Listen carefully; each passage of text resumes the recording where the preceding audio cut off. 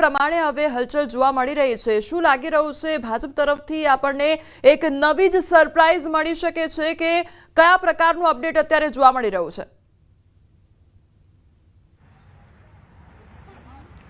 બિલકુલ, આમ તો ભારતીય જનતા પાર્ટીની નીતિ રીતિ રહી છે સરપ્રાઇઝ માટેની, અને એ અવારનવાર જોવા મળતું હોય છે। રાજ્યસભાની ચૂંટણી આવતી હોય ત્યારે અનેક નામો ચર્ચાતા હોય છે, અને ત્યાંમાં સરપ્રાઇઝ ચહેરા જે છે તે આપણે જોયા છે। એ જ અંતર્ગતની વાત કરીએ તો જે વિજય રૂપાણીને તમામ પદોથી રાજીનામું આપ્યું, તેમની આખી સરકારમાંથી નવું મંત્રીમંડળની શરૂઆત થઈ, ભૂપેન્દ્ર પટેલની શરૂઆત થઈ, આ પ્રકારની પણ એક સરપ્રાઇઝની વાત જે છે તે જોવા મળી હતી। ત્યારબાદ અનેક ચહેરાઓ જે છે ચૂંટણી લડ્યા, જીત્યા, કેબિનેટ મંત્રી હતા અને તેમને પણ પડતા મુકાયા હતા। આ પ્રકાર ની પણ એક સરપ્રાઇઝ જે છે તે ભૂપેન્દ્ર પટેલ ની 2022ની ચૂંટણી બાદ પણ જોવા મળ્યું હતું। અનેક વખત આ પ્રકારની સરપ્રાઇઝ જોવા મળતી હોય છે, અનેક નામો ચર્ચાતા હોય છે, તેના સ્થાને ભારતીય જનતા પાર્ટી અનેક નવા પ્રયોગો કરતી હોય છે, અને પ્રયોગ સમાન અનેક પ્રકારની સરપ્રાઇઝ જે છે તે વારંવાર જોવા મળતી હોય છે। અને આ વખતે પણ આ પ્રકારે લાગી રહ્યું છે કે કેવા પ્રકારના સમીકરણો સર્જાઈ રહ્યા છે।